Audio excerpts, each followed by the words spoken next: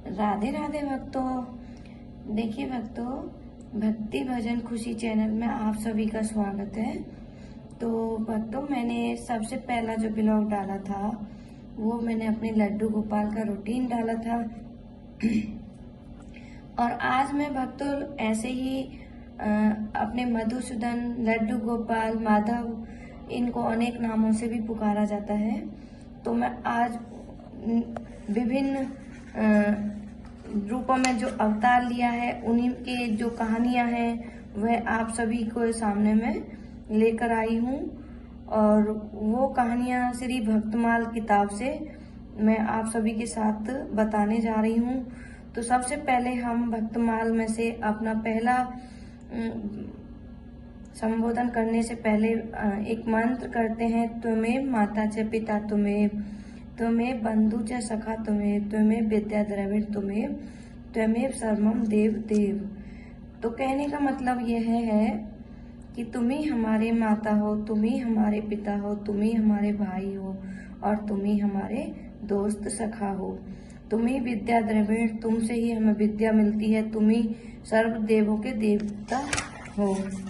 तो देखिए भक्तों, आज हम आपको भगवान के लीला सहचर भक्तों की जितने भी रूपों में उन्होंने आपके साथ मानव देह पाकर जो भगवत प्राप्ति को अपने जीवन का देह बना लेता है और एकनिष्ठ होकर सदा इस मार्ग पर अग्रसर रहता है, उसका जीवन हमेशा सफल रहता है। ऐसा व्यक्ति ही जगत में पुण्य आत्मा है और उसे नारायण के अंश से उत्पन्न समझना चाहिए। भक्तमाल का पहला परिचय राधे श्याम खेमका है। अब राधे श्याम खेमका में भगवान ने क्या लीलाएं, क्या बातें कही हैं, वो सभी मैं आप सभी के सामने शुरू करने जा रही हूँ। भक्तमाल एक परिचय राधे श्याम खेमका। भगवान श्री कृष्ण के चरण कमलों की अविचल स्मृति सारे पाप ताप तथा अमंगलों को नष्ट कर देती है और परम शांति का विस्तार करती थी। उसी के द्वारा अंतःकरण शुद्ध हो जाता है, भगवान की भक्ति प्राप्त होती और वैराग्य से युक्त भगवान के स्वरूप का ज्ञान अनुभव प्राप्त होता। भक्तमाल महाभागवत श्री दास जी महाराज की रचना है, जैसा कि इसके भक्तमाल नामक से ही स्पष्ट है। यह ग्रंथ भक्तों के परम पवित्र चरित्र रूपी पुष्पों की एक परम रमणीय माला के रूप में गुमित है। भक्त प्राप्ति के संसाधन में भगवान मंगलमय पावन नामक के कीर्तन, उनके दिव्य के चिंतन और उनकी ऐश्वर्य माधुर्य में मनोरम लीलाओं के गान, चरित्र श्रवण की जितनी महिमा है उसमें से अधिक महिमा भगवान के अनन्य प्रेमी भक्तों की है और इसमें कथा श्रवण और मनन की है। भगवान ही जब भक्तों की महिमा का मुक्त कंठ से गान करते हैं तो ऐसे सौभाग्यशाली भक्तों की महिमा क्या सीमा। इतना ही नहीं, भगवान स्वयं कहते हैं कि मैं भक्तजनों के पीछे पीछे यह सोचकर निरंतर विचरण किया करता हूँ कि उनके चरणों की पवित्र धूल राशि उड़कर मेरे ऊपर पड़ जाए और मैं पवित्र हो जाऊं। भगवान के प्रिय भक्तों की पुनीत गाथाएं अनादिकाल के विश्व के इतिहास में गाई जा रही हैं और अनंत काल तक गाई जाती रहेंगी। ऐसे भक्तों का नाम स्मरण, उनके चरित्रों का मनन, उनके उपदेशों का पालन और उनके भगवत प्रेम विषय की रहना करनी का अनुसरण हम सभी को करना चाहिए और अपने जीवन को उज्जवल सद्गुणों से युक्त तथा भक्ति में बनाने के लिए भक्तों के चरित्र रूपी सुंदर सेतु में अवगाहन करना चाहिए। जब से भगवान है तभी से उनके भक्त हैं और जब से भगवान की कथा है तभी से भक्तों की कथा का शुभारंभ है। अकेले भगवान की कोई लीला भी बन नहीं सकती, भक्त भगवान के लीला सहचर हैं। इस प्रकार सिद्ध है कि जिस प्रकार भगवान और उनकी कथा अनादि है उसी प्रकार भगवान और उनकी कथा भी अनादि है। भक्त और भगवान का नित्य साहचर्य है। यह बड़ी विलक्षणता की बात है कि स्वयं परमात्मा प्रभु जब स्वरूप धारण करते हैं तो वे राम रूप के भक्त बन जाते हैं और कभी वे राम रूप से शिव की उपासना करने लगते हैं। तो एक ही प्रभु भक्त की भगवान के अनुसार अनेक रूपों में होकर उनके इष्ट का रूप धारण कर एक दूसरे के भक्त बन जाते हैं, एक दूसरे को वर भी प्रदान करते हैं। भगवान की यह लीला भक्त को आह्लादित करने के लिए होती है। भक्तमाल की रोचक कथाएं सुनने के लिए आप हमारे भक्ति भजन खुशी चैनल पर जुड़े रहें और इसी तरह से भक्त और भगवान की जितनी भी कथाएं हैं हम अपने माध्यम से आप सभी तक पहुंचाएंगे। तो चलिए अब आगे प्रारंभ करते हैं। भक्तमाल भक्ति साहित्य का अनूठा अनमोल रत्न है।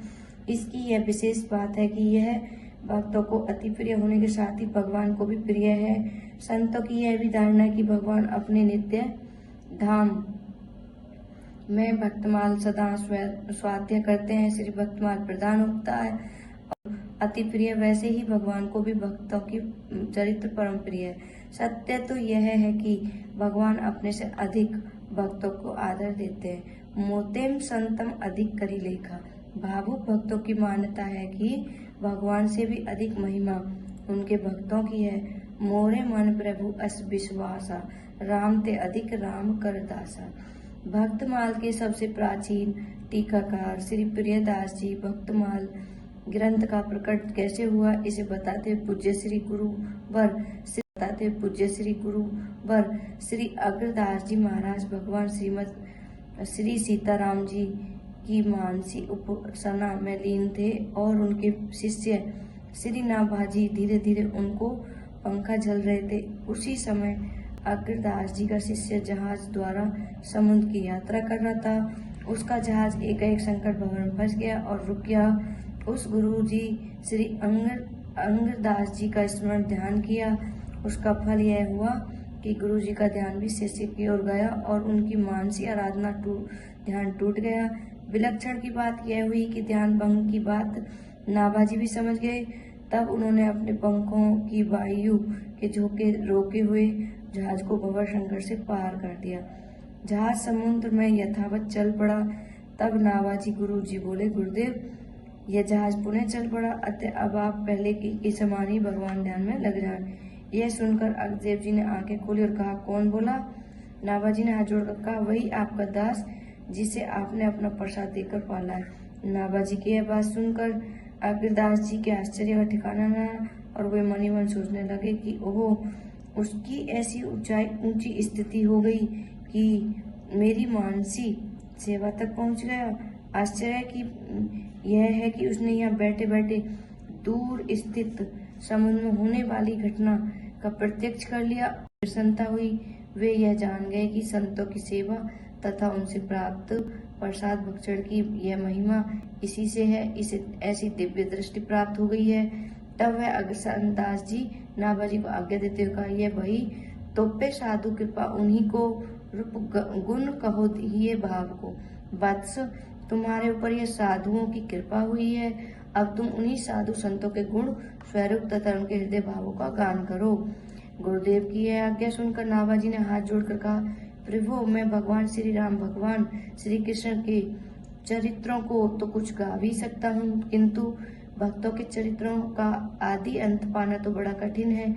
भला मैं भक्ति के रहस्य को कैसे समझ सकता हूँ? तब अग्रदास जी बड़े प्रेम से उन्हें समझाते हुए बोले, जिन्होंने तुम्हें मेरी मानसी सेवा में प्रवेश कराया है, जिन्होंने तुम्हें समुद्र में जहाज को दिखाया है, जिन्होंने यहीं से पंखे की हवा से जहाज को आगे बढ़ा दिया है, वे ही भगवान तुम्हारे हृदय में प्रविष्ट होकर भक्तों के तथा अपने भी सभी रहस्यों को खोलकर बता देंगे। कहीं समुझाई बोए हृदय आई, कहे सब जिन ले दिखाए, दही सागर में नाव को प्रियदास जी भक्तिर बोधिन टीका। गुरुदेव ने नाभाजी की आशंका दूर कर दिया। बस अब क्या था, उन्होंने गुरुदेव की प्रेरणा प्राप्त कर उनके आशीर्वाद से भक्तमाल की उद्भावना कर डाली और इस घटना में गुरुदेव की प्रेरणा प्राप्त कर उनके आशीर्वाद से भक्तमाल की उद्भावना कर डाली और इस घटना का वर्णन उन्होंने अपने ग्रंथ के आरंभ में इस प्रकार से किया। श्री गुरुदेव अग्रदेव आगा दई भक्तन को जस गाऊं, भव सागर के तरन को नाही और उपाऊं। अर्थात स्वामी श्री अग्रदेव जी ने मुझे नारायण दास नाभाजी को आज्ञा दी है कि भक्तों के चरित्रों का वर्णन करो, भक्तों का योगासन करो, क्योंकि संसार सागर से पार उतरने का कोई इससे सरल दूसरा उपाय नहीं है। इस पल में श्री नाभाजी ने अपने श्री गुरुदेव जी का नाम निर्देश किया और ग्रंथाक्षर का हेतु बताया। भक्त और भगवान श्री अग्रदास जी ने केवल भक्तों की यशोगान की आज्ञा दी और कारण कि भक्त में भक्ति, भगवान और गुरुदेव सबका भाव निहित रहा है। श्री नाभादास जी ने भक्तमाल ग्रंथ का प्रारंभ मंगलाचरण के निम्न रूपों के दोहे से किया है। भक्ति भक्ति भगवंतम गुरु चतुर नाम बपु एक, इनके पद वंदनम किए नासत विघ्न अगे अनेक। अर्थात भगवत द्वारा भगवती, भगवान और गुरु कहने को हो तो ये चार, किंतु वास्तव में इनका स्वरूप एक ही है। इनके चरणों में नमस्कार करने से समस्त विघ्न एक, इनके पद वंदनम किए नासत विघ्न अगे अनेक। अर्थात भगवत द्वारा भगवती, भगवान और गुरु कहने को हो तो ये चार, किंतु वास्तव में इनका स्वरूप एक ही है। इनके चरणों में नमस्कार करने से समस्त विघ्नों का नाश हो जाता है। मंगलाचरण का यह दोहा ही भक्तमाल ग्रंथ का स्वस्वर सार है और इसी दोहे की भित्ति पर भक्तमाल रूपी ग्रंथ स्थित है। जैसे गाय के थन देखने में चार हैं, लेकिन चारों के अंदर एक ही समान दूध भरा है, वैसे ही भक्त, भक्ति, भगवान और गुरु ये चारों अलग अलग दिखाई देने पर भी सर्वथा अभिन्न है। चारों में से एक से प्रेम हो जाने पर तीनों स्वतः प्राप्त हो जाते हैं। इस दोहे में भक्त शब्द का प्रारंभ में प्रयोग होने से भक्तमाल में भक्त की सदानता नाभादास जी ने दिखाई है। जैसे माला में चार वस्तुएं मुख्य होती हैं, मणिया, सूत्र, सुमेरु और फुंदना, गुच्छा, वैसे ही भक्तमाल भक्त जन मणि में भक्ति है। जैसे मणियां पिरोई जाती है माला के ऊपर, जो सुमेरु होता है वही गुरुदेव और सुमेरु का जो काठ रूपी गुच्छा फुंदना है वे भगवान। जिस प्रकार माला में मणि की विशेषता माला का नामकरण होता है, यथा रुद्राक्ष माला, तुलसी माला आदि, वैसे ही भक्तों की संसार में कीर्ति और सभी प्रकार के कल्याण की प्राप्ति होती है। आदि भौतिक, आदि दैविक, आध्यात्मिक तीनों तापों का नाश होता है तथा हृदय में अटल रूप से भगवान का वास हो जाता है। जग कीर्ति मंगलम उदय तीनों ताप नाशाय, हरिजन को गुण वर्णते हरि हृदय अटल बसाए।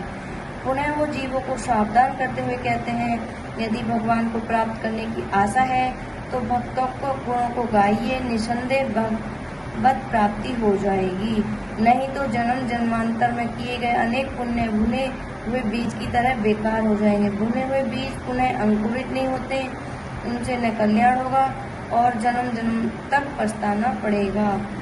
कहने का तात्पर्य है, इसमें भक्तमाल में ये कहा गया है कि जब हम भक्तों की बारे में जानेंगे कि वो ऐसे भक्त थे, जैसे मीराबाई थी, कृष्ण जी से इतना प्रेम था, अटूट प्रेम था और उन्होंने विष को पी लिया था तो विष अमृत बन गया था।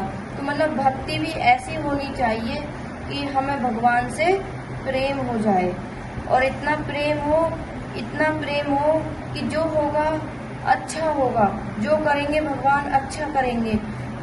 हमें आंख मीच के भरोसा भगवान पे कर लेना चाहिए और जो भी होता है सब अच्छे के लिए होता है। और देखिए, ये तो हमारे अपने अपने मट नरसिंह हरिबल पावन, परशुराम रघुवीर कृष्ण कीर्ति जग पावन, बुद्ध कल की व्यास प्रति हरि अंश मनंतर, जगदि सब हर ग्रीव ध्रुव कर देहन धनवंतर, वंदी प्रीत दत्त कपिल देव संकादिक करुणा करो, 24 रूप लीला रुचिर श्री अग्रदास उर पद धरो।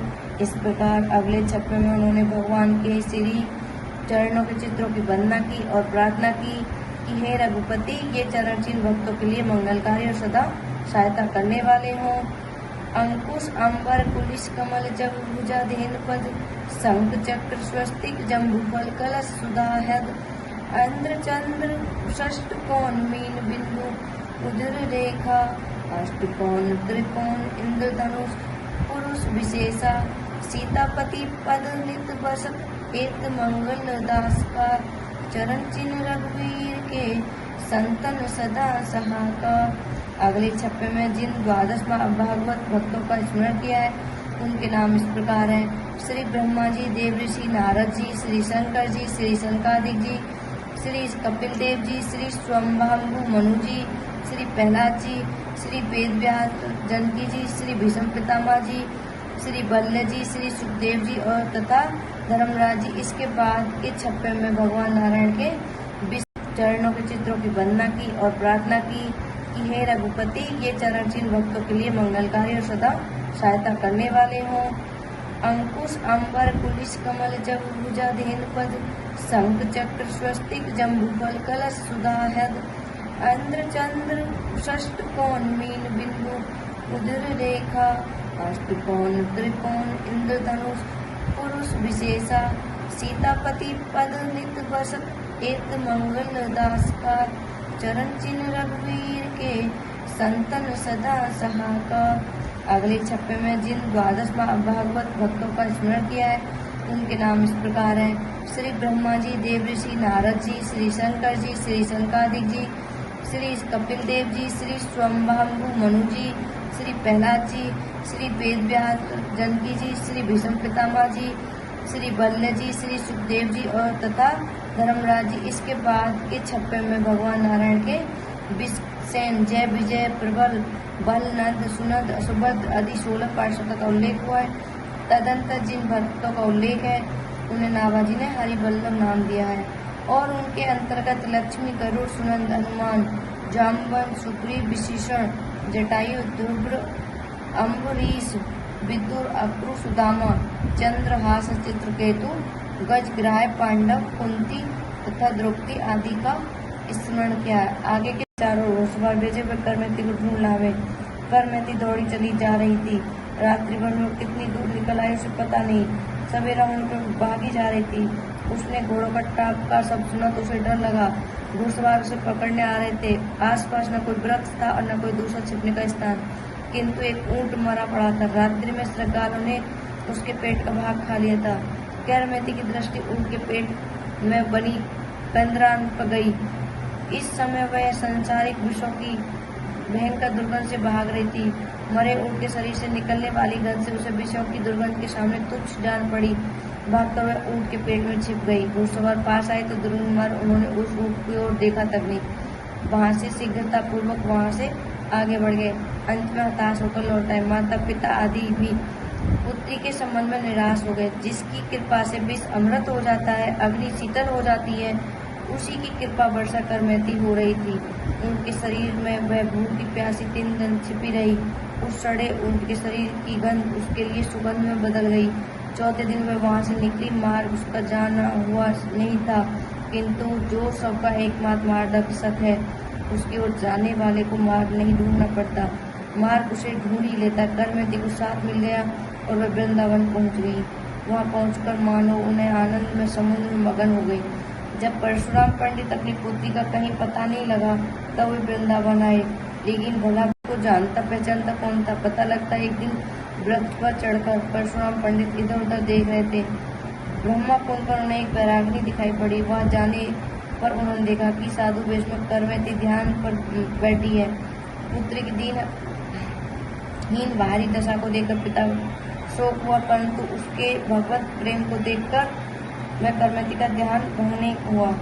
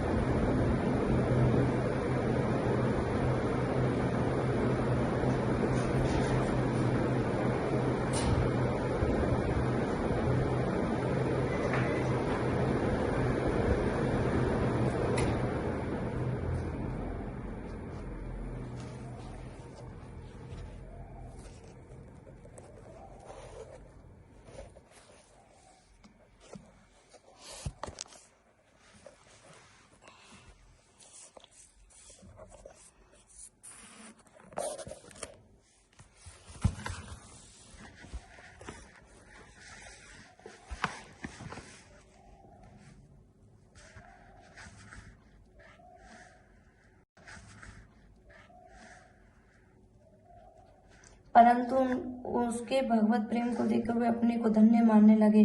कई घंटे बैठे रहने पर भी जब कर में ध्यान भंग नहीं हुआ, तब पिता ने उसे हिला डुला कर जगाया और उससे घर चलकर भजन करने का आग्रह करने लगे। करमेती ने कहा, पिताजी, यहाँ आकर भी कोई कभी लौटा है? मैं तो ब्रज राजकुमार के प्रेम में डूबकर मर चुकी हूँ। अब मुर्दा यहाँ से उठे कैसे? अंत में परशुराम जी उसके भक्ति भाव को देखकर वापस घर लौट आए। राजा ने तब समाचार सुना, तो वह भी करमेती के दर्शन के लिए वृंदावन आया। चरित्र अत्यंत रोचक भगवत गीता से भरे हुए हैं। उसमें बड़ी तथा प्रियदास जी विचित्र एक भक्त करमेती बाई का पावन चरित्र दृष्टांत के रूप में यहाँ प्रस्तुत है। पंडित परशुराम जी जयपुर के अंतर खंड इलाके शेखावत सरदार के राजपुरोहित थे। इनकी पुत्री करमेती का मन बचपन से ही भगवान में लग गया था। वह बलि का निरंतर श्री कृष्ण का ध्यान तथा नाम जप किया करती थी। कभी वह हाँ नाथ कहकर कीर्तन करती, कभी कीर्तन करते हुए नाचने लगती और कभी हंसते हंसते लोटपोट हो जाती। नन्ही सी बच्ची के भगवत प्रेम को देखकर घर के लोग प्रसन्न हुआ करते थे। करमेती की इच्छा विवाह करने की नहीं थी, परंतु लज्जावश वह कुछ कह नहीं सकी। पिता ने उसका विवाह कर दिया। लेकिन जब ससुराल वाले उसे लेने आए तब वह व्याकुल हो उठी और जो शरीर श्याम सुंदर का हो चुका है उसे दूसरे के अधिकार में कैसे दिया जा सकता है। उसने अपने प्रभु से प्रार्थना प्रारंभ की और कातर होकर उनसे वृंदावन चंद को पुकारता है, उसे अवश्य मार्ग मिल जाता है। करमेती को भी एक उपाय सूझ गया। आधी रात को जब सब लोग सो रहे थे तो वह अकेली बालिका चुपचाप घर से निकल पड़ी और वृंदावन के लिए चल पड़ी। सवेरे घर के करमेती ने मिलने पर हलचल मच गई। परशुराम पंडित जानते थे कि उनकी पुत्री कितनी पवित्र है, किंतु लोग लाज के भय से अपने यजमान राजा के पास गए।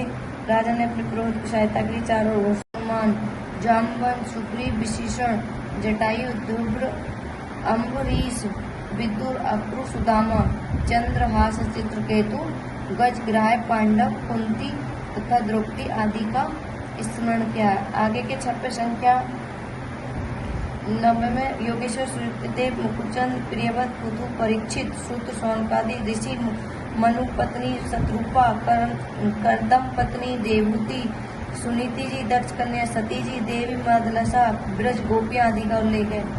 उन्हें आगे के छप्पों में 26 प्राचीन भाई सत्यव्रत, ग्रहगुण, सगर, भगीरथ, महर्षि वाल्मीकि, रुक्मंगद, हरिश्चंद्र, भरत, दधीची, सुंदरवा, शिबी, बलिपत्नी, विंध्यावली, मोरध्वज, अलंग, इक्ष्वाकु, ये सभी मतलब 18 पुराणों में ये सभी भक्त रहे हैं।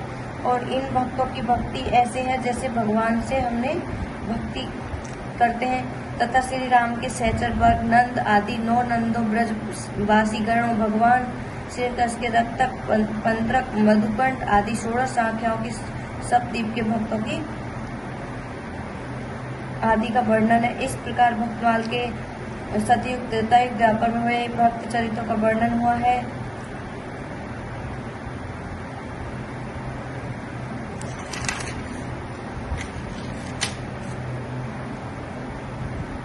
अपने अपने कर्मों की फल होते हैं जो सभी को भुगतने पड़ते हैं। अगर किसी को अच्छा हो जाता है तो हे भगवान तुमने अच्छा कर दिया, धन्यवाद। बुरा हो जाता है तो कहते हैं भगवान ऐसी मेरी क्या गलती थी, तुमने मेरे साथ इतना बुरा क्यों किया। तो भक्तों, भगवान के प्रति भक्ति जितनी करी जाए उतना भी थोड़ा है, तो इसलिए भगवान से प्रीत कर लीजिए, नहीं तो जन्म जन्म तक पछताना पड़ेगा। हरि प्राप्ति की आस है तो हरि जन गुण गाए, नतरु सुकृत भूंजे बीज, जियो जन्म जन्म पछताए।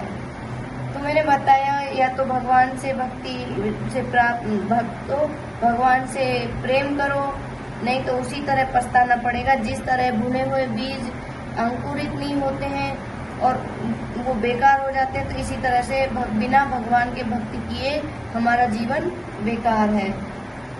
नाभादास जी बताते हैं कि जो भक्तों के चरित्र को गाता है, श्रवण करता है, उनका अनुमोदन करता है, वह भगवान को पुत्र के समान प्रिय है। उसे भगवान अपनी गोद में बैठा लेते हैं। सो प्रभु प्यारो पुत्र जय बैठी हरि की गोद। इस प्रकार भक्तों की महिमा को समझाते हुए नावादास जी ने जब भक्तों के चरित्र का वर्णन प्रारंभ किया तो मंगलाचरण के बाद सर्वप्रथम पहले छप्पे में भगवान के 24वें अवतार का इस प्रकार वर्णन है। जय जय मीन बराए कमट नर। तो देखिए भक्तों, मैं आप सभी के साथ माता करमती का भक्ति भाव बताया। करमती बाई कितनी भक्ति में लीन थी और भगवान ने भी उनकी किस तरह से मदद की। एटलीस्ट जो राजा के साथ शादी हो रही थी वो उन्होंने भी उनकी भक्ति को देखकर आश्चर्य हो गए और वो भी भक्ति का रास्ता अपना लिया और दोनों मिलके भगवान की भक्ति करने लगे।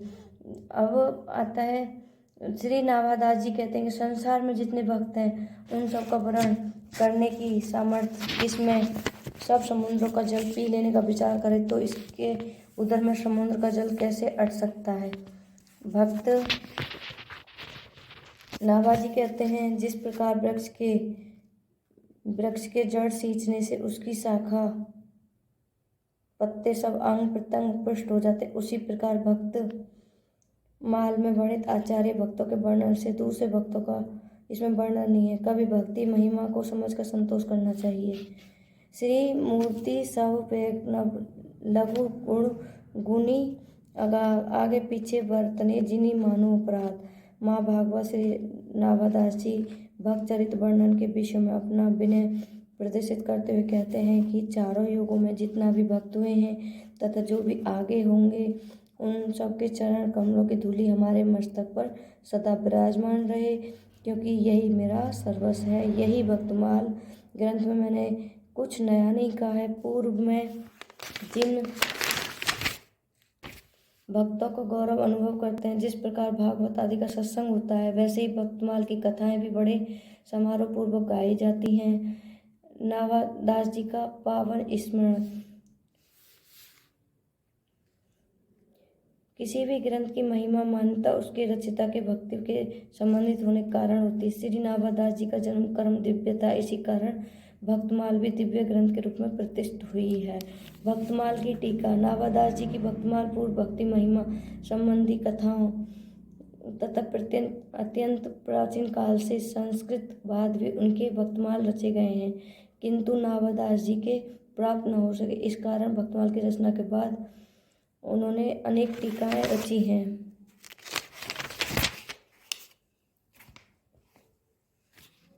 बिना भक्तमाल भक्ति रूप अति दूर है। मतलब कहने का तात्पर्य है बिना भक्ति के भगवान बहुत दूर दिखते हैं।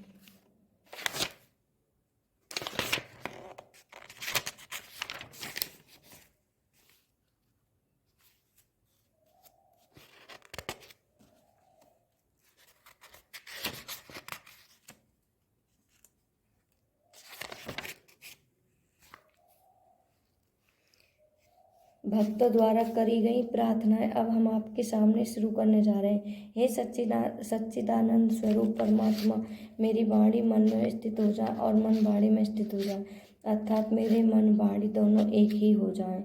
हे प्रकाश में परमेश्वर, आप मेरे लिए प्रकट हो जाएं। हे मन वाणी, आप दोनों एक हो जाएं।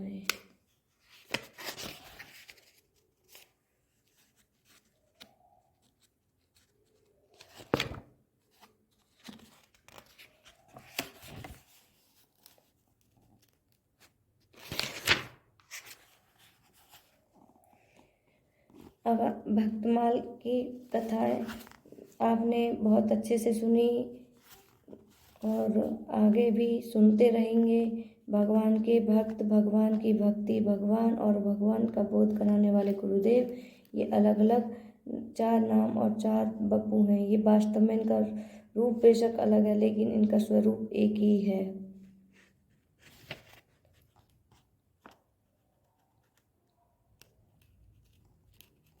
श्री प्रियदास भक्तमाल की भक्ति रस संबोधित टीकाकरण मंगलाचरण इस टीका के लिखे जाने का बताते हुए कहते हैं कि एक बार में महाप्रभु श्री कृष्ण चैतन्य एवं श्री गुरुदेव मनोहर दास जी के श्री चरण कमल हृदय में ध्यान और मुख में से नाम संकीर्तन कर रहा था। उसी समय श्री नावादास जी ने आज्ञा दी कि मेरे सिरोधार्य कर लिया। वह आज्ञा यह थी कि भक्तिमाल की विस्तार पूर्वक टीका टीकाकरण सुनाइए। टीकाकरण कवित्व में छंद कीजिए जो अत्यंत प्रिय लगे, संपूर्ण संसार में प्रसिद्ध हो। इस प्रकार भक्तों का चरित्र कहकर अपनी वाणी को विश्राम दीजिए, अर्थात भक्तों का चरित्र कहने में वाणी को लगा दीजिए। ऐसा कहकर श्री नावादास जी ने वाणी के विश्राम दिया। तब मैंने भगवान से एक ही निवेदन किया कि मैं तो अपनी बुद्धि को जानता हूँ, वह टीका करने में सर्वोत्तम असमर्थ है, परंतु मैंने श्री भगवत गीता में सुना है कि श्री सुखदेव जी वृक्षों में प्रवेश करके स्वयं बोले थे, वैसे ही आप भी मेरी जड़मति में प्रवेश करके टीकाकरण की रचना करो।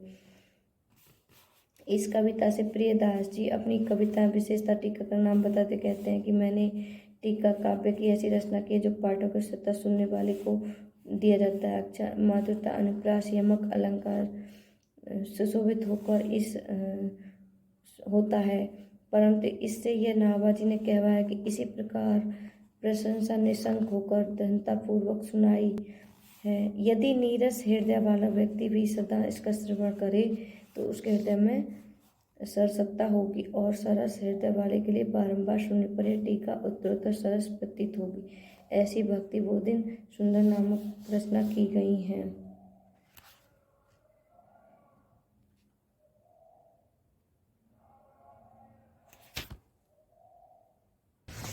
तो देखिए भक्तों, मैंने भक्तों की भक्ति आप सभी के सामने बताते हुए बताया है।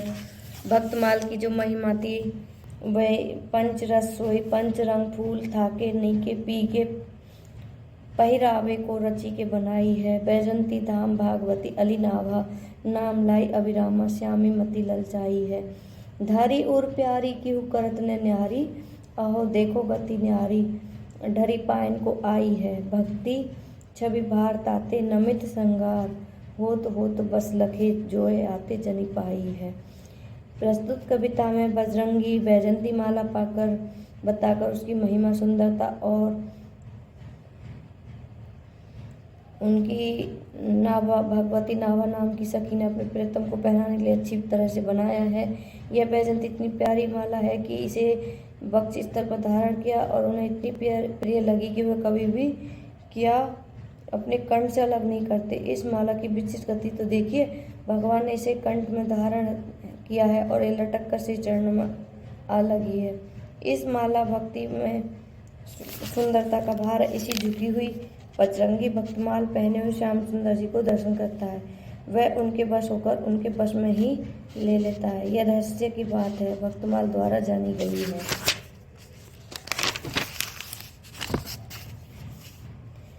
माया रूपी बकरी से भी होता है अतः पौधे की रक्षा के लिए चारों ओर विचार रूपी घेरा थाला लगाकर सत्संग रूपी जल से सींचा जाता है। तब चारों ओर से शाखा प्रशंका निकलने लगती हैं और यह आकाश की ओर चढ़ने बढ़ने लगता है। सरल थाले में सुशोभित इस विशाल भक्ति वृक्ष की छाया अर्थात सत्संग पाकर त्रिविध तापों से जीव समूह संतान परिरहित होकर परमानंद प्राप्त करते। इस प्रकार सार संभार करने पर भक्ति विचित्र रूप से बढ़ना तो देखो, जिसको पहले ही कभी छोटी बकरी का भी डर था, उसी में आज महासंग्राम विजयी काम क्रोध आदि बड़े बड़े हाथी बंधे हुए झूम रहे, परंतु इस वृक्ष को किसी भी प्रकार की हानि नहीं पहुंचा सकते। जिस भक्त का जितना सुंदर स्वरूप है उसकी नाभाजी ने भी अति उत्तम प्रकार अपने काव्य में स्पष्ट कर दिया है। कविता की ऐसी महान वस्तु अंदर रखे हुए हैं भक्ति में रण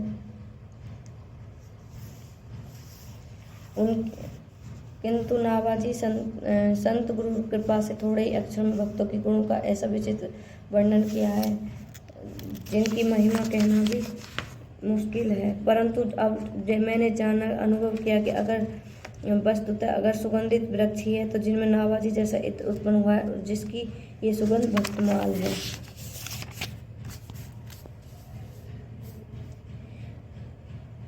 मंगल में मीन 12 कच्छप नरसिंह तथा वामन आदि भगवान 24 अवतारों की जय हो मंगल इनका मंगल हो। हमें नमस्कार करते परशुराम रघुवीर श्री राम श्री कृष्ण सभी अवतारों की संसार को पवित्र करने वाले उनकी जय हो। 24 अवतारों के स्वरूप उनकी लीलाएं अत्यंत सुंदर हैं। इन अवतारों समेत गुरुदेव अग्रदास जी महाराज मेरे हृदय में अपने श्री चरण समर्पित करें। भक्तमाल भगवान के जितने भी अवतार हैं सभी सांसक सुख के समुद्र हैं। उनके नाम रूप लीला और छोड़ नहीं। जीवों का उद्धार करने के लिए भगवान ने अनेक लीलाओं का विस्तार किया, अनेक अवतारों में रूप लिया,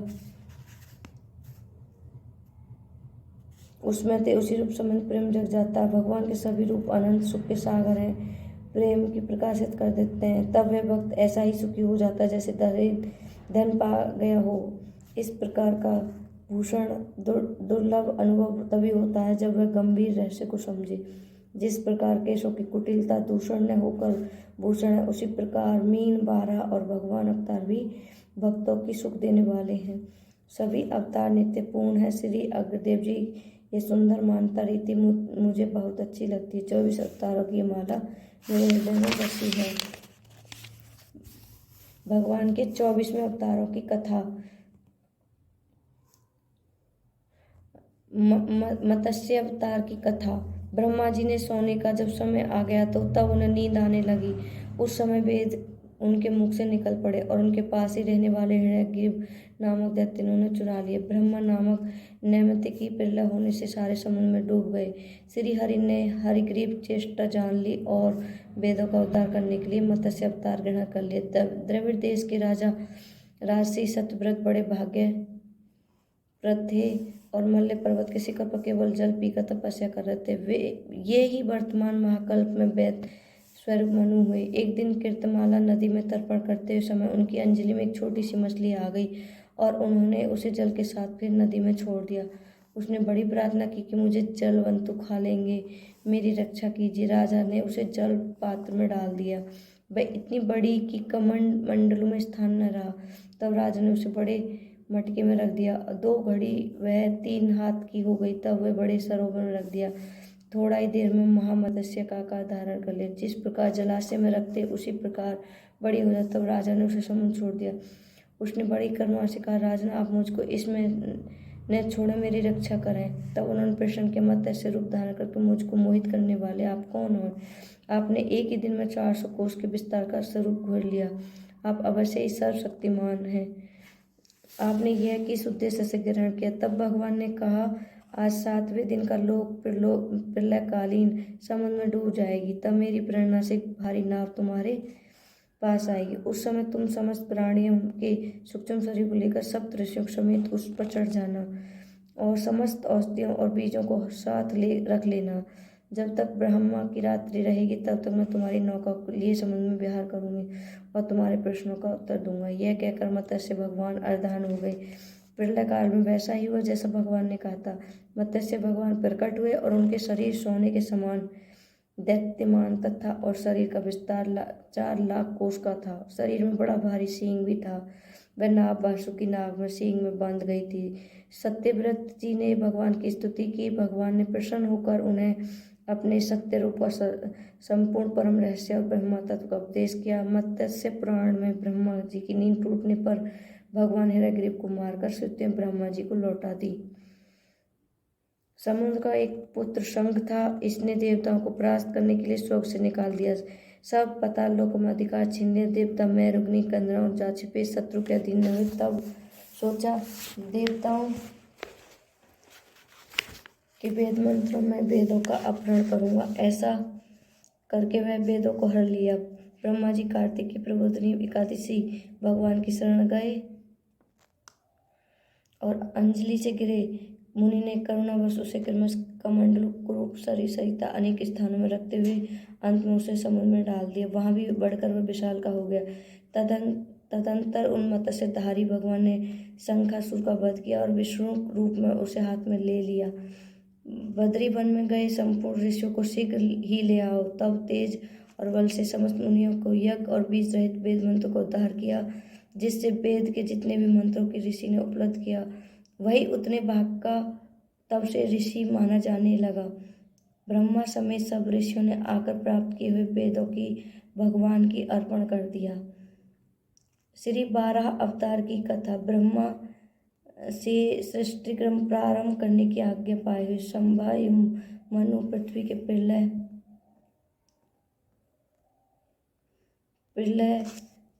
काल में डूबी देखकर उनसे प्रार्थना की कि आप मेरे और मेरी प्रजा के रहने के लिए पृथ्वी के रसातल में चली गई, इसे कैसे निकाला जाए। सर्वशक्तिमान श्री हरि शरण जाएं। उसी विशाल के गजेंद्र सरीखा होकर गर्जन करने लगे। शुक्र रूप भगवान पहले तो बड़े वेग से आकाश में उछले और तथा उन दाढ़ी में अति कर्कश थी। फिर अपने वज्र में पवित्र के समान कठोर कलेर से उन्होंने जल में तब पृथ्वी को वहां देखा। पृथ्वी की डाढ़ों पर लेकर बाहर आए, जल से बाहर निकलते समय आक्रमण कर दिया। भगवान तो देखिए भक्तों, बिना भक्ति के भजन नहीं होता। वो कहते ना, बिना भक्ति के भजन नहीं हो, तो वो बात सही है। अब एक कच्छप की अवतार कथा। जब दुर्वासा जी शाप से इंद्र रहित तीनों लोग से रहित हो गए, तब इंद्र जी ने ब्रह्मा जी के शरण में गए। ब्रह्मा जी सबको लेकर अजित भगवान के धाम को गए और उनकी स्तुति की। भगवान ने उनको यह युक्ति बताई कि दैत्य दानवों के साथ संधि करके मिलजुल कर क्षीर सिंधु को मथने का उपाय करो। मंदराचल को मथानी और वासु को नागों की नेति बनाओ। मंथन करने पर पहले कालयुग निकलेगा, उसका भय न करना, और फिर उनके अनेक रत्न निकलेंगे, उनका लोभ न करना। अंत में अमृत निकलेगा, उसे मैं युक्ति में तुम लोगों को पिला दूंगा। देवताओं ने जाकर दैत्यराज बलि महाराज से संधि कर ली और देवता और दैत्य दोनों मंदराचल को उखाड़ ले चले, परंतु थक गए। तब भगवान प्रकट हुए, उसे उठाकर गरुड़ पर रखकर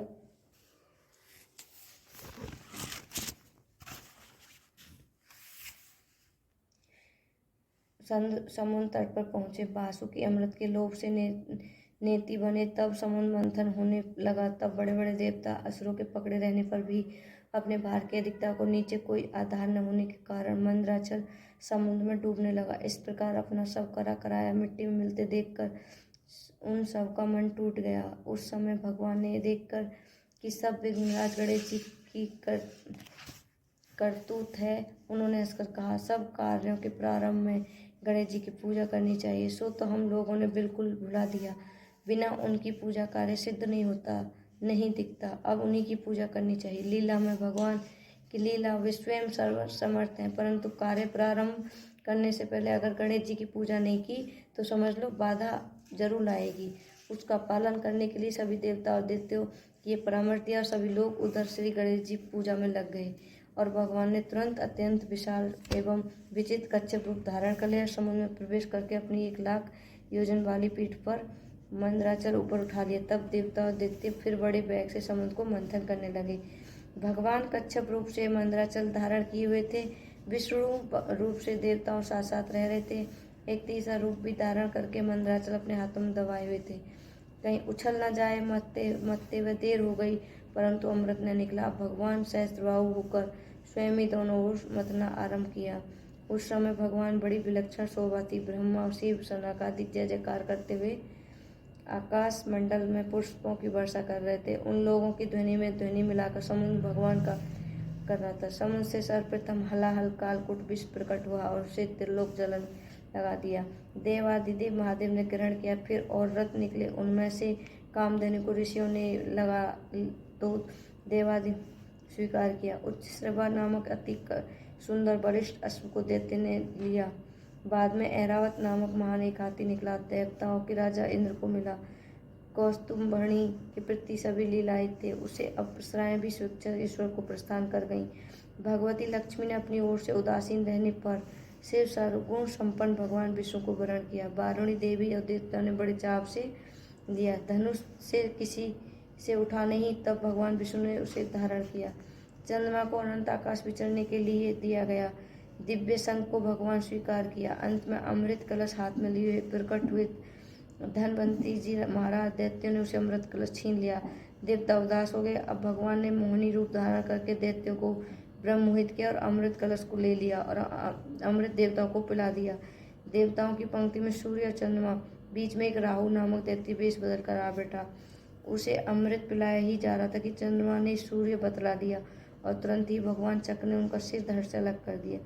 परंतु कुछ अमृत उसे मिल चुका था, अतः सिर कटने पर भी मरा नहीं, इसलिए उसने गिरोह में स्थान दिया।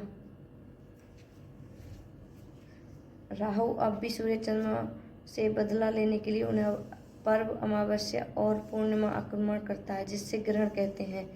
देवताओं ने अमृत पी ही लिया था कि भगवान आश्चर्य था कि अब की बार संग्राम में विजय देवताओं की हुई है। श्री नरसिंह अवतार की कथा।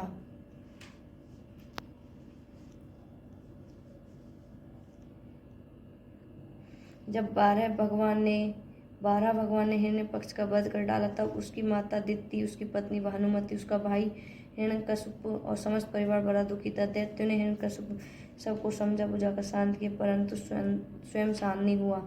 हृदय में प्रतिशोध की ज्वाला धड़कने लगी। फिर उसने निश्चय किया कि तपस्या ऐसी करके शक्ति प्राप्त की जाए, त्रिलोक का राज्य निष्कंटक हो जाए और हम अमृत हो जाएं। निश्चय कर लेने पर हिरण्यकश्यप ने मंदराचल में घाटी में ऐसा जाकर घोर तप किया कि जिससे देवलोक भी तृप्त हो गए और देवताओं की प्रार्थना करने लगे। मैं चाहता हूँ कि आपके बनाए हुए किसी भी प्राणी से मेरी मृत्यु न हो। भीतर बाहर, दिन में रात में आपके बनाए हुए प्राणी के अतिरिक्त किसी और जीव में, अस्त्र में, पृथ्वी आकाश में कहीं भी मेरी मृत्यु न हो, इस युद्ध में कोई भी ऐसा सम्मान न कर सके। मैं ऐसे समस्त प्राणियों का एक छत्र सम्राट बनूंगी। इंद्र आदि समस्त लोकपालों को मैं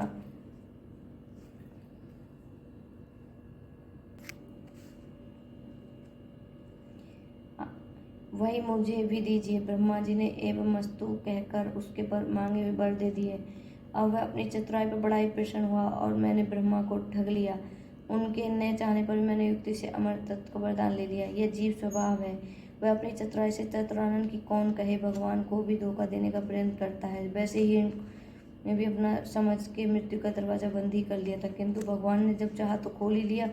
वर प्राप्त करता उसने संपूर्ण दिशा, तीन लोक तथा देवताओं, असुर, नर, गंधर्व, सर्वश्रेष्ठ पितृगण आदि, मनु, यक्ष, राक्षस, पिशाच, भूत, नायक सब लोग उससे स्थान छीन लिए। स्वयं इंद्र भवन में रहने लगा। उसने दैत्यों की आज्ञा दी कि आजकल ब्राह्मणों और क्षत्रियों की बहुत बढ़ती हो गई है। जो लोग तपस्या, व्रत, स्वधारण, दान आदि शुभ कर्म कर रहे हैं, सबको मार डालो, क्योंकि विश्व की जड़ है द्वितीय जाति को कर्म धर्म और वही धर्म का परम आश्रय। दैत्यों ने जाकर वैसा ही किया, परंतु जहाँ त्रिलोक में इस प्रकार का धर्मनाश किया जा रहा था, वहीं हिरण्यकश्यप पुत्रों में प्रहलाद जी जन्म से ही भक्त थे। 5 वर्ष की अवस्था में वह अपने पिता की भगवत भक्ति का पाठ सुना रहे थे। पुत्रों को अपने शत्रु का, विष्णु का भक्त जानकर उसने निश्चय कर लिया कि वह है जो पुत्र रूप से प्रकट हुआ है, अतः उसे मार डालने की आज्ञा दी। पर दैत्यों सब प्रयोग व्यर्थ हुए। हिरण्यकश्यप बड़ी चिंता हुई। उसने बड़े बड़े मत वाले हाथियों को चलवाया, विषधर सांपों से डसवाए, कृत्य राक्षसी उत्पन्न कराई, प्रहलाद को खा ले, पहाड़ों से नीचे कुचलवाया, विषधर सांपों से डसवाया, समुद्र में डुबाया। अनेक उपाय कर डालने पर भी वह नहीं मरे, उनका कोई बाल बांका नहीं हुआ। गुरु पुत्रों की सलाह से वे वरुण पास से बांध कर रखे जाने लगे और कहीं न भाग जाए, और गुरुपुत्र इन्हें अर्थ, धर्म और काम की इच्छा देने लगे। छुट्टी के समय प्रहलाद जी सम्यक असुर बालक की भक्ति स्वरूप बताया, जिसे सुनकर सब सहपाठी असुर बालक भगविष्ट हो गए, और यह देखकर पुरोहित ने जाकर सब हाल सबको सुनाया। सुनते उसका शरीर क्रोध के मारे थर थर कांपने लगा और वह प्रहलाद जी को अपने हाथ से मार डालने का निश्चय किया। बुलाकर बहुत डांटा, छिड़का और पूछा कि तू किसके बल पर मेरी आज्ञा के विरुद्ध काम किया। उसे सर्वात्मा सर्वशक्तिमान भगवान के स्वरूप का उपदेश दिया। वह क्रोध से भरकर बोला, देखूं वह तेरा जगदीश्वर कहाँ है? अच्छा क्या कहा, वह सर्वत्र है तो इसे खंबे में क्यों नहीं दिखता? अच्छा, तुझे इस खंबे में दिखता है तो मैं अभी तेरा सिर अलग करता हूँ, देखता हूँ वह तेरी कैसे रक्षा करता है। वे सभी सामने आए तो सही, इत्यादि कहते कहते वह क्रोध को संभाल न सका, तब सिंहासन से खड़ग लिए कूद पड़ा। प्रहलाद जी से यह कहते हुए कि हाँ, वह खंभों में भी है। उसने बड़े जोर से खंभे को एक घूंसा मारा। उसी समय खंभों से बड़ी भारी आवाज, भारी शब्द हुआ। घूंसा मारकर प्रहलाद जी को मारने के लिए झपटा था, परंतु उस अपूर्व घोर शब्द को सुनकर बड़ा घबरा गया और देखने लगा कि शब्द करने वाला कौन है। इतने में उसने खंभे से निकलते एक अद्भुत प्राणी को देखा। वह सोचने लगा, अहो, यह तो मनुष्य नरसिंह, फिर यह नरसिंह रूप में कौन अलौकिक जीव है। वह इस उदय गुण में लगा हुआ था कि उसे बिल्कुल सामने नरसिंह भगवान खड़े हो गए। भगवान उससे बड़ा देर तक खेलवाड़ करते रहे। अंत में संध्या समय उन्होंने बड़े उत्सव से प्रचंड भयंकर अट्टहास किया, और जिससे उसकी आंखें बंद हो गईं और उसे पर झपट पड़ भगवान ने उसे पकड़ लिया और राजसभा द्वारा देवली पर ले जाकर अपनी जंघाओं के गिराकर नोकों से पेड़कर चीरकर उसे मार डाला। श्री वामन अवतार की कथा। श्री वामन अवतार की कथा। भगवान की कृपा से देवताओं की विजय हुई, स्वर्ग के सिंहासन पर इंद्र का अभिषेक हुआ, परंतु अपनी विजय के गर्व में देवता लोग भगवान भूल गए, विषय परायण हो गए और इधर उधर हारे देवते सावधानी से अपना बल बढ़ाने लगे। वे गुरुदेव शुक्राचार्य के साथ साथ समस्त ब्रह्मवासी ब्राह्मणों की सेवा करने लगे, जिससे प्रभावशाली ब्रह्मवासी अत्यंत प्रसन्न हुआ। दैत्यराज बलि से उन्होंने अपना आशीर्वाद दिया। शुक्राचार्य ने एक दिव्य शंख और प्रहलाद जी को एक दिव्य माला दी। इस तरह सुसज्जित होने पर सेना सहित उन्होंने जाकर अमरावती को घेर लिया। देव गुरु बृहस्पति के आदेश अनुसार देवता सहित उन्होंने इंद्र स्वर्ग को छोड़ दिया और कहीं जा छिपे। इस विजय हो जाने पर ब्रह्मवासियों ने बलि से 100 अश्वमेध करा। इस तरह प्राप्त समुद्र राज्य लक्ष्मी का उपयोग बड़े उदारता से करने लगे। अपने पुत्रों का ऐश्वर्य राज्य छीन जाने से माता अदिति बड़ी दुखी हुई और अपने पति कश्यप जी के उपदेश से उन्होंने प्रयोग व्रत किया और भगवान के प्रकट होकर कहा कि भगवान और ईश्वर बलि के अनुकूल हैं, इसलिए वे जीते नहीं जा सकते। अब मैं अपने अंशरूप तुम्हारा पुत्र बनकर तुम्हारे संतान की रक्षा करूंगा। इतना कहकर भगवान अंधान हो गए। फिर भाद्रपद शुक्ल द्वादशी को मध्याह्न में अभिजीत मुहूर्त में भगवान विष्णु महर्षि कश्यप के अंश द्वारा अदिति के गर्भ से प्रकट हुए और कश्यप अदिति देखते देखते उसी शरीर से वामन ब्रह्मचारी का रूप धारण कर लिया। ठीक वैसे ही जैसे कोई नट अपना भेष बदल ले। भगवान का वामन रूप देखकर महर्षि को बड़ा आनंद हुआ। उन लोगों ने कश्यप प्रजापति को आगे करके उनके जात कर्म आदि संस्कार करवाए। जब उनका उपनयन संस्कार होने लगा तब सूर्य ने उन्हें ज्ञाति का उपदेश दिया और बृहस्पति ने यज्ञोपवीत और कश्यप ने मेखला दी। राजा बलि नर्मदा नदी के उत्तर तट पर भृंगमच्छ नामक क्षेत्र में भृंग से अनुसार एक श्रेष्ठ यज्ञ का अनुष्ठान कर रहे थे। ठीक उसी समय हाथ में छत्र दंड और जल कमंडल लिए वामन भगवान ने अश्वमेध यज्ञ मंडल में प्रवेश किया। वे कमर में मूंज की मेखला और गले में यज्ञोपवीत धारण किए हुए जटा सिर पर थी। राजा बलि ने स्वागत वाणी से भगवान का अभिनंदन किया, चरणों की पखार चरण तीर्थ को मस्तक पर रखा। फिर बटुक रूप धर भगवान बोले, ब्रह्मा कुमार, ऐसा जान पड़ता है कि आप कुछ चाहते हैं।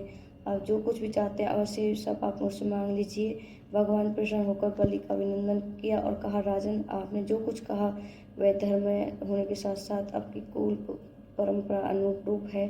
फिर यह कहकर उन्होंने अपने बलि के पूर्वजों का यशोगान किया और अंत में उन्हें हिरण्यकशिपु की अमित परिक्रमा का प्रशंसा की और बोले, मैं केवल अपने डग से 3 डग पृथ्वी चाहता हूँ। बलि जी हंसने लगे, जथा दरिंद्र विभु धरुत पाई, बहु संपत्ति मांगत सब ऊंचाई, वही हाल आपका है। भगवान ने कहा, नहीं, कम मांगने में दरिद्रता होती है, संतोष होता है। यथा जो गोधन गज धन बाजी धन और रतन धन खान, जब आवे संतोष धन तब धन धूरी समान। बलि ने कहा, अच्छा 3 पग ले लेना तो मेरे दैत्यों के पग से ले लीजिए। देखिए 1-1 योजन के इनके पाँव हैं। भगवान भी पूरी हड्डी हैं। बोले, नहीं, मुझे तो अपने ही पाँव नाप लेने हैं, क्योंकि धन का उतना ही संग्रह करना चाहिए जितनी की आवश्यकता हो। ब्रह्मा जी स्वयं प्राप्त वस्तु ही संतोष कर लेता है, उसके तेज वृद्धि हो जाती है, नहीं तो पतन हो जाता है। शुक्राचार्य आचार्य बहुत समझाने लगे, लेकिन वो नहीं माने। राजा ने असत्य बोलना देने को कहकर फिर नकार जाना स्वीकार किया। तब शुक्राचार्य बलि को राजभ्रष्ट होने का शाप तक दे दिया। तभी वो महात्मा बलि से निश्चय हटे नहीं और हाथ में जल लेकर 3 पग पृथ्वी का संकल्प कर दिया। संकल्प होते ही भगवान का पावन रूप बढ़ते बढ़ते इतना बड़ा कि भगवान की इंद्रियों और शरीर में सभी चराचर प्राणियों का दर्शन होने लगा। सर्वात्मा भगवान में यह ब्रह्मांड देखकर सब दैत्य भयभीत हो गए और उन्होंने एक डग बलि की सारी पृथ्वी नाप ली। शरीर से नभ और भुजाओं से सभी दिशाएं घेर ली। दूर से पग से स्वर्ग नाप लिया। तीसरा पग रखने के लिए बलि की कोई भी वस्तु न बची। भगवान का दूसरा पग ही ऊपर जाता हुआ महलोक, जनलोक और तपलोक भी ऊपर सत्यलोक में पहुंच गया। श्री ब्रह्मा जी विश्व रूप भगवान के ऊपर उठे और चरण रूप अदय पदाम पूजन और प्रलक्षण किया। ब्रह्मा के कमंडलु वही जल विष्णु भगवान के पद प्रक्षालन पवित्र होने के कारण भगवान रूप में परिणत होने लगा। बलि के सेनापति ने जानकर बहुत ही कि हम लोगों का बैरी है, जो अपने छिपाकर देवताओं का काम करना चाहता है और राजा से यज्ञ दीक्षित होने के लिए कहेंगे नहीं तो वामन भगवान असच लाए और भगवान पार्षदों ने खदेड़ा बलि देवताओं को समझा बुझाकर लड़ाई करने से रोक दिया। भगवान का इशारा पाकर करोड़ भी वरुण पार से लेकर बांध लिया। तुम नरक भोगो इत्यादि रीति से वामन जी ने बहुत तिरस्कार किया, परंतु राजा बलि धैर्य से विचलित न हुए। कहा चूंकि धन धनी के अधीन रहता है, इसलिए धनी से धन बड़ा होता है। राजा बलि ने कहा प्रभु आपने मेरा धन तो 2 पग में नाप लिया, एक ही पग की बात वह पग आप मेरे सिर पर रख दीजिए। यद्यपि मैं 2 पग से भी अधिक परंतु एक ही पग में आपके चरणों में आत्मसमर्पण करता हूँ। भगवान बहुत ही प्रसन्न होकर बोले जिस पर बहुत प्रसन्न होता हूँ उसका धन छीन लिया करता हूँ। मैंने इसका धन छीन लिया, उस पर से अलग कर दिया, तरह तरह के आक्षेप किए। शत्रु ने इसे बांध लिया, भाई बंधु छोड़कर चले गए, इतनी यातना भोगनी पड़ी, यहाँ तक कि इसके गुरुदेव ने भी इसे श्राप दे दिया।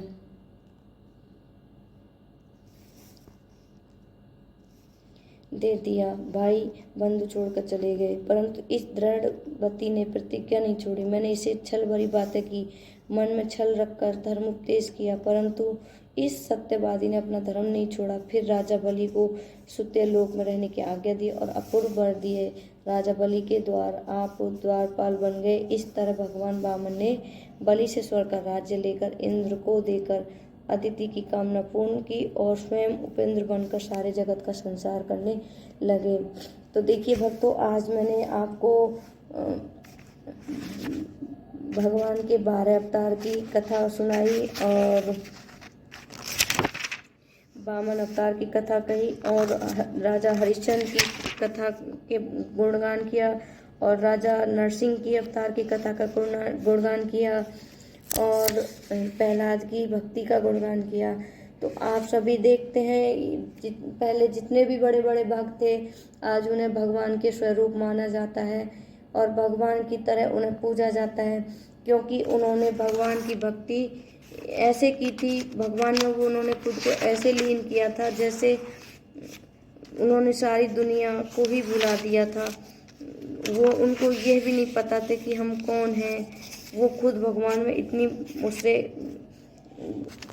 अंदर समर्पित कर दिया, मन तन से अपने उन्होंने सब कुछ त्याग करके ईश्वर में ध्यान लगाया। तो भक्तों, बिना भक्ति के भगवान की पूजा नहीं की जा सकती है। सभी को अपने भगवान से प्रीत करना चाहिए और यह संस्कार अपने बच्चों में भी देने चाहिए। बच्चों को भी घर में डेली पूजा पाठ कराने की संस्कार दें, जिससे कि आगे चल के बच्चों को भगवान के बारे में पता रहे।